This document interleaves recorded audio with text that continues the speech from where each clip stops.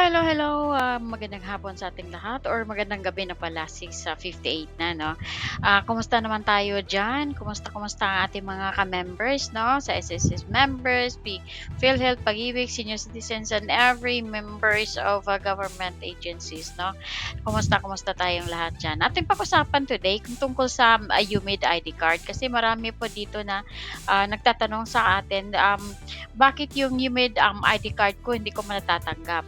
Ang sabi ng latest na announcement po is, mawawala na daw ang UMID card. Mawawala na ba talaga? Ano bang ipapalit nito? Kasi yung iba na file nito hindi nila natanggap kasi, 'no? So ito yung update natin diyan, okay?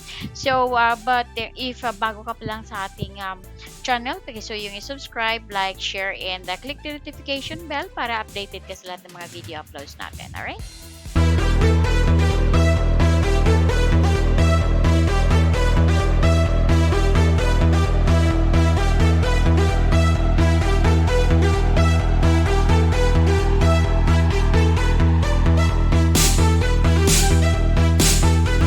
Okay, panoorin natin ang sinasabi nila tungkol dito sa SSS UMID card. Mawawala na ba talaga? Panoorin natin to. This is Sir Alonsagay from Lawaan. So my concern is releasing po ng SSS ID natin na umabot po ng 2 years bago po siya ma-release. So ano po yung naging issue, ba't ganun po katagal? Ang lakas nung 2 years. Pag narinig nyo, 2 years. Alam nyo, totoo, pinakancel ko yung ID na yan nung naging presidente ako.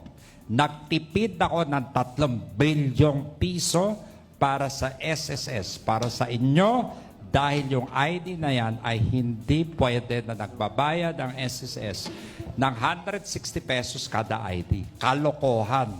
Di ba? Pera niya yun eh. Pero may ginawa akong mas maganda si Ma'am Norman ang maki-explika. 3 bilyon ang natipid ko dyan. Ha? So para walang korupsyon, cancelin yung kontratang yan, kalokohan yung kontratang yan, gawa tayo ng ibang ID na libre, na walang korupsyon. Yun. So tama po yun. Yan. Kasi yung dati, meron ho tayong tinatawag na UMID ID na binabayaran po natin ang pag-operate niyan kasi meron tayong biometric capture, meron po tayong card production.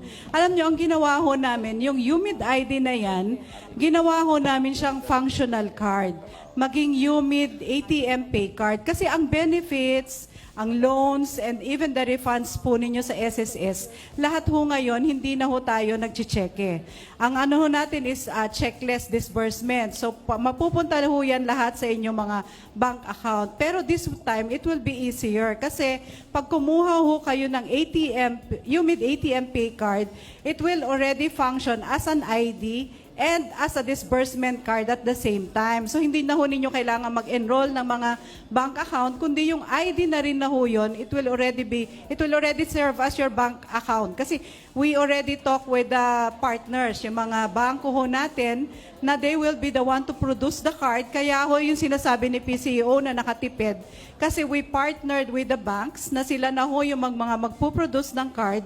And at the same time, ililink ho yan sa isang bank account para ho lahat ng inyong mga disbursement mapupunta na ho doon.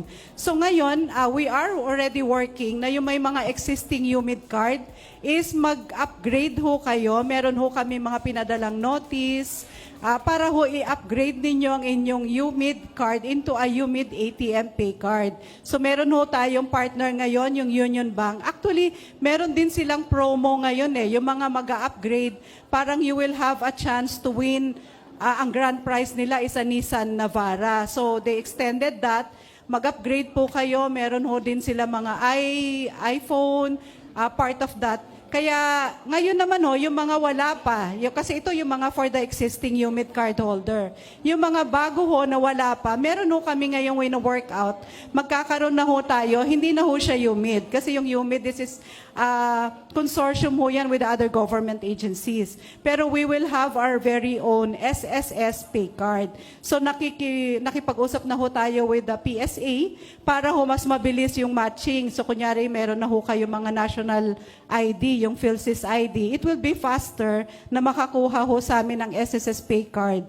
So we are already talking with the PSA para mas mabilis yung ating validation and the verification at mas marami na kaming kinakausap na bangko ngayon. So in the works na Union Bank, RCBC, mamimili kayo doon ng mga bangko kung sino yung gusto ninyo para dito sa ating SSS pay card.